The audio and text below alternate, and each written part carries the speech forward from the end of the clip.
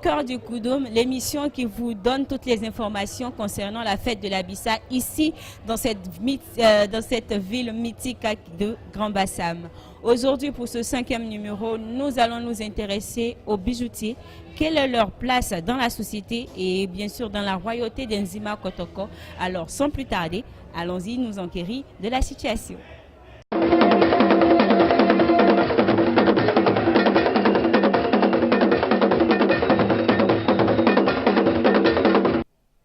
Nous sommes avec M. Noné Ange. Il est spécialiste des cultures et traditions ivoiriennes. Avec lui, aujourd'hui, nous allons plus nous intéresser aux bijoutiers de la cour royale d'Enzima Kotoko. Bonjour M. Noné, merci pour votre présence et d'avoir accepté notre invitation. Merci beaucoup. Le merci vous revient de m'avoir convié à ce moment de partage. Alors, dites-nous, quelle est la place des bijoutiers dans la cour royale d'Enzima Kotoko? La place d'un bijoutier, en général, il faut situer cette place-là dans le cadre de la culture Akan. Dans le cadre de la culture Akan, la société est bipartite. Il y a la noblesse, de façon générale, et il y a la société. La noblesse donc, est constituée de la cour royale, de la famille royale et de la notabilité. Et il y a la société qui, comme vous le savez, est organisée en famille, donc en 7 familles. Mais à côté de ce découpage-là, on a un découpage qui permet de classifier les gens en tenant compte de leur activité, de leur profession. Et il y a des activités qui sont véritablement importantes comme celle du bijoutier, celle du costumier, parce que quand on parle de bijoutier, on parle du costume d'apparat des nobles. Le costume d'apparat des nobles ne serait rien sans une synergie entre beaucoup de familles d'artisans. Donc il y a les costumiers, ceux qui font les grands pagnes que vous voyez, le quintet. Et le quintet est accompagné par des sculptures. Les sculptures, donc la canne, vous avez le chasse-mouche. Et les bijoux viennent en fait compléter cette panoplie-là qui fait la panoplie du costume de la royauté. Donc comme tous les autres membres de cet ensemble-là, qui fait en sorte qu'on particularise de façon vestimentaire une profession ou on particularise une qualité, le bijoutier est important. Et le bijoutier, il est d'autant plus important qu'on ne peut pas être bijoutier si on n'est pas dans une caste d'orfèvre. Or, vous savez que l'or est plus qu'un métal pour Lacan. L'or est la représentation même de l'immanence et de la puissance du divin. C'est pourquoi il y a une réalité en pays à Caen, on ne vole pas l'or. Lorsqu'on vole l'or, on s'expose à des malédictions.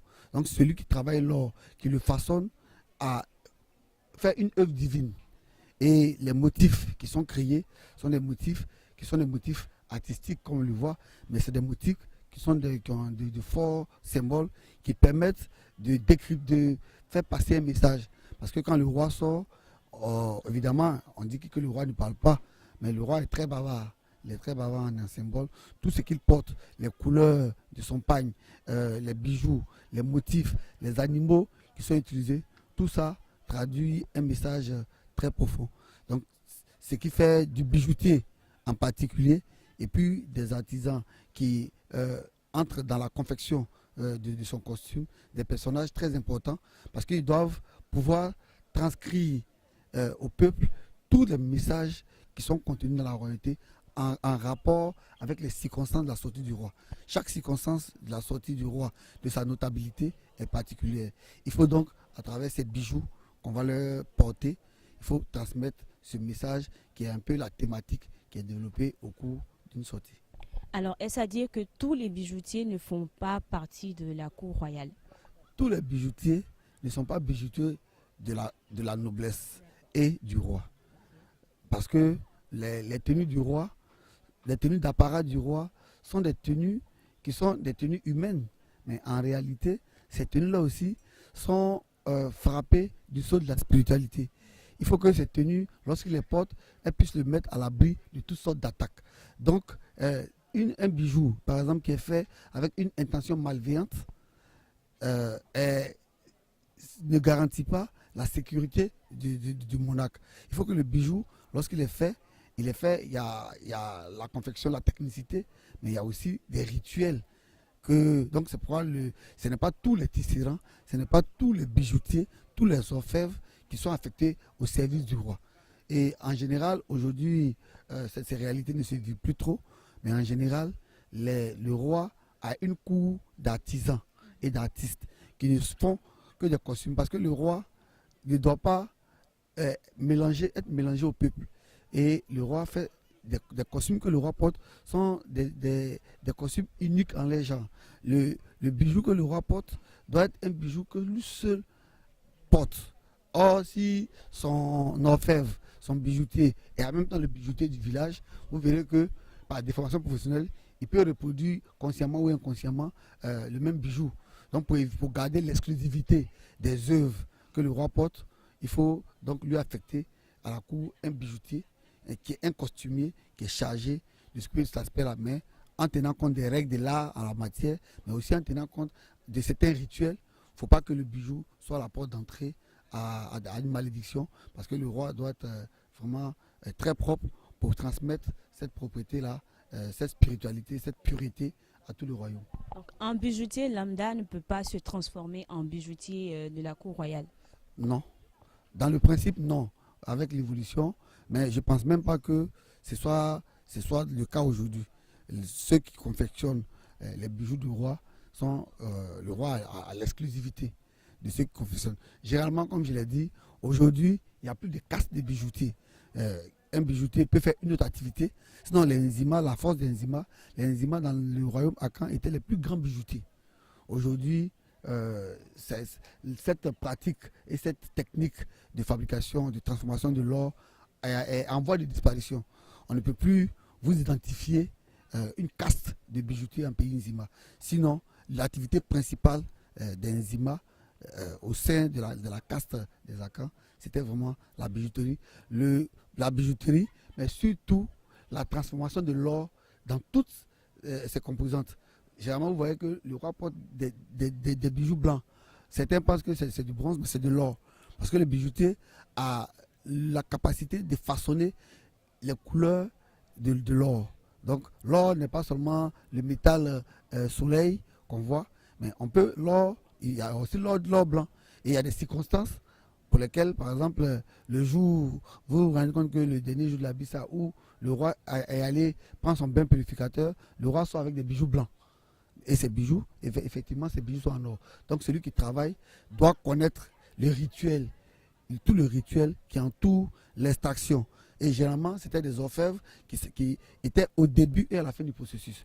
Ils étaient en même temps, c'était des familles qui étaient chargées d'extraire l'or, de le purifier, de le transformer, de le façonner et de le mettre à la disposition de la noblesse. Parce que ce que vous devez savoir, c'est que aujourd'hui, avec la démocratisation des cultures, tout le monde peut porter de l'or en présence du roi. Mais à l'origine, l'or, le quintet, était l'apanage de la noblesse, en particulier de la famille royale. Alors, c'est-à-dire, on comprend alors que serait réellement la cour royale sans les bijoutiers? Moi, je vais un peu extrapoler la question. Quel serait un costume d'apparat de roi sans des bijoux en or? Parce que c'est ce qui fait la particularité de la culture Akan. Cette vénération, cette omniprésence de l'or. L'or, au-delà de son aspect, l'or est la matérialisation de la conception de la noblesse. La noblesse, c'est la pureté. La noblesse, c'est la grandeur. Or, l'or est le métal qui traduit le mieux cette philosophie de grandeur, cette philosophie de puissance. Et donc, évidemment, celui qui confectionne l'or a une particularité et un respect, on lui voue un respect quasi religieux. Comme au nord, dans des autres sociétés, il y a le forgeron qui transforme le fer. Tout artisan des métaux est respecté parce que le métal, pour qu'il prenne forme, doit passer par le feu. Et pour qu'on lui donne la pureté, il doit passer par l'eau. Et donc, la confection d'un bijou utilise les 4 éléments vitaux. On va utiliser l'air. On va utiliser la terre parce que généralement l'or est mis dans la terre et on chauffe.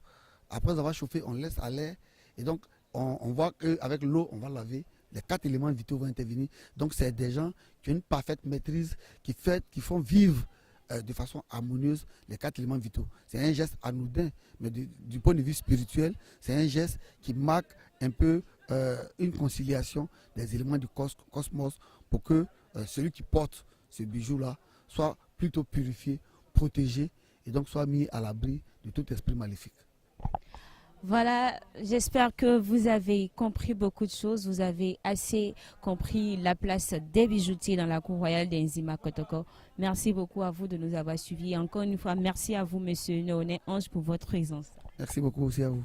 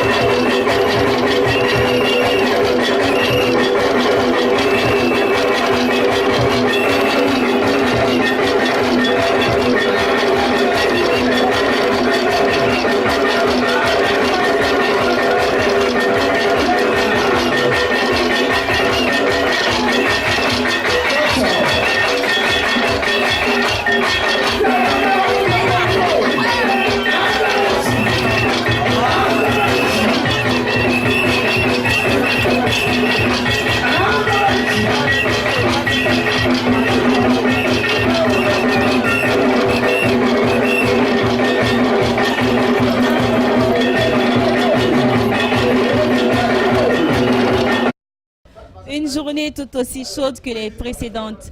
Comme on le dit très souvent, les bonnes choses ont toujours une fin. On se donne donc rendez-vous demain pour une autre édition de cette fête de la Bissa, pour une incursion dans la royauté d'Enzima Kotoko. Prochain rendez-vous demain. Restez toujours connectés sur bassamnews.com.